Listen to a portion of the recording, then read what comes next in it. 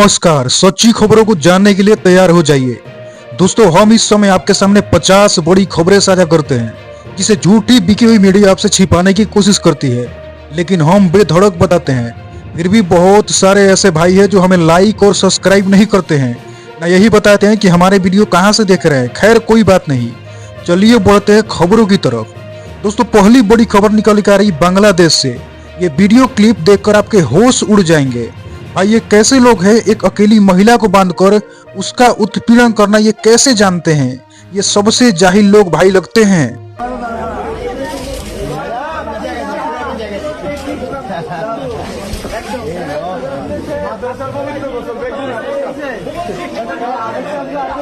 अगली खबर है, दिन पर दिन बांग्लादेश की स्थिति बहुत घटिया होती जा रही है।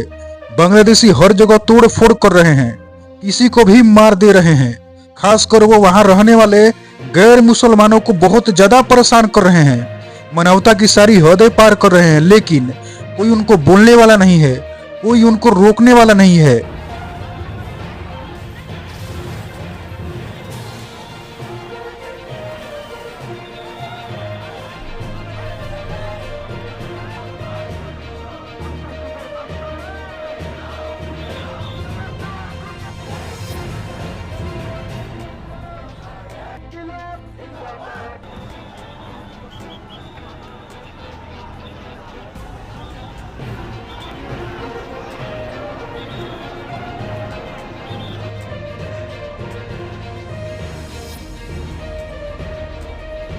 दोस्तों, अगली खबर है, सोनिया गांधी को लेकर आ रही है। उनका बर्थडे धूमधाम से मनाया जा रहा है। कांग्रेस के सारे लोग यहां पर उपस्थित है। राहुल गांधी ने भी बधाई दी, प्रियंका गांधी ने भी बधाई दी। कांग्रेस के सारे बड़े बड़े नेता यहां पर मौजूद रहे। ये सब ठीक है, लेकिन इसके साथ साथ देश की समस्याओं पर ध्यान देना और जरूरी है।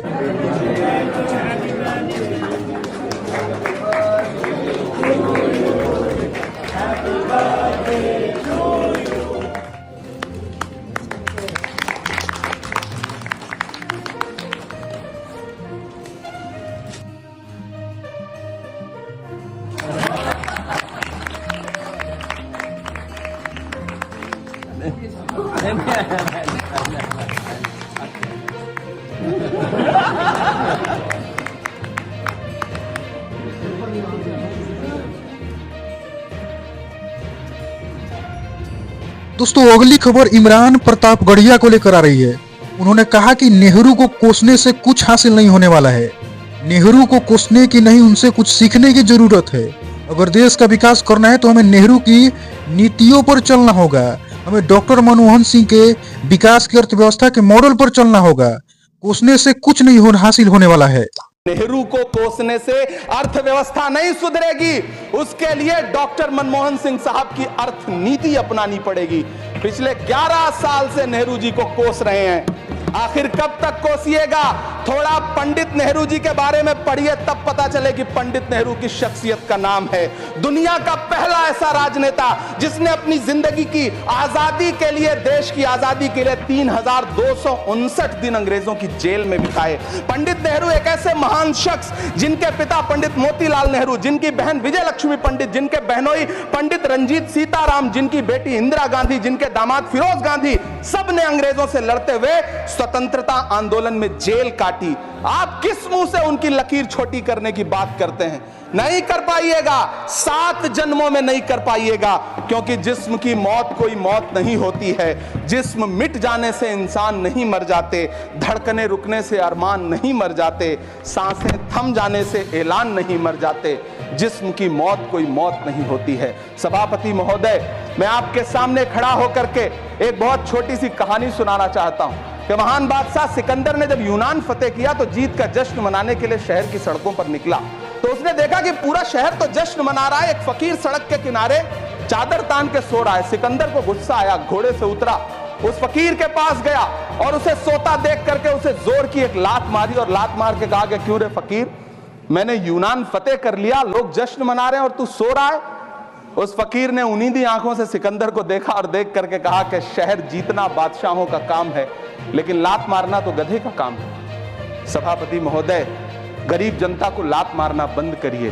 ये अमीरों के लिए बनाया गया बजट है, ये निराशाजनक बजट है। हम अमृतकाल सुनते आ रहे थे, ये अमृतकाल इतनी जल्दी समाप्त हो गया कि अब अमृतकाल का कोई नाम तक नहीं लेना चाहता है। इसलिए मैं इस सदन में खड़ा होकर के देश की वित्त मंत्री महोदया से कहना चाहता हूं कि आपने अल्पसंख्यकों के बजट में जो कटौती की है उसको बहाल करिए। आपने अगली खबर है, संजय सिंह ने बीजेपी की फिर पोल खोल दी। उन्होंने कहा कि गाय काटने वाले कंपनियों से चंदा लेने वाले हमें राजनीति सिखा रहे हैं। उन्होंने अडानी को नरेंद्र मोदी का दोस्त बताते हुए कहा कि अडानी बांग्लादेश में बिजली सप्लाई करता है। आगे उन्होंने क्या क्या बोले आप खुद सुनिए। मोदी चोर है, कोई बात रिकॉर्ड पे नहीं जाएगी, मोदी चोर कोई है। बात रिकॉर्ड पे नहीं जाएगी। नरेंद्र मोदी का दोस्त अडानी बांग्लादेश को बिजली सप्लाई करता है, आप विषय पर बिजली बोलिए। सप्लाई करता है सर। प्रधानमंत्री पर आप नहीं, भारत की प्लीज बिजली speak चोरी on the subject। करके, वही रिकॉर्ड भारत पे की जाएगी। बिजली चोरी रिकॉर्ड करके को रिकॉर्ड। बांग्लादेशियों का घर रोशन आप करते हो। संविधान पर बोलिए संजय हमें जी, वही ज्ञान रिकॉर्ड बता पे रहे जाएगा। हो, ये भ्रष्टाचार के खिलाफ बोलेंगे।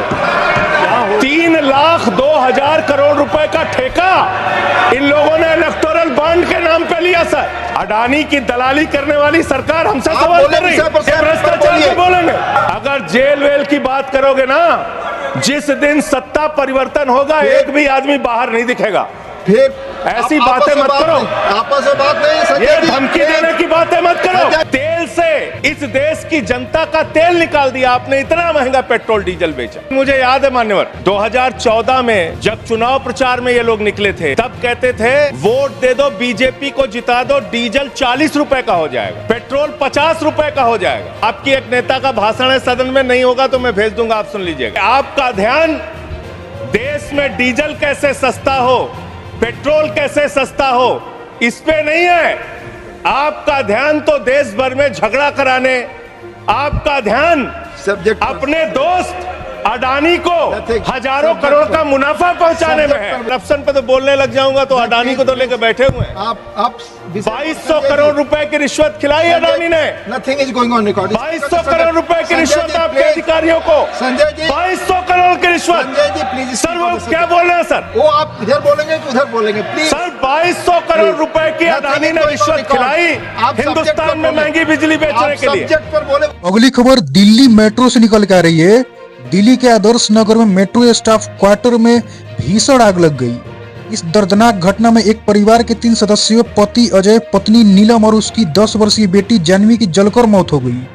दमकल विभाग को देर रात लगभग 2:30 बजे सूचना मिली, जिसके बाद 6 गाड़ियां मौके पर पहुंची। आग लगने के कारणों की भी अभी जांच चल रही है।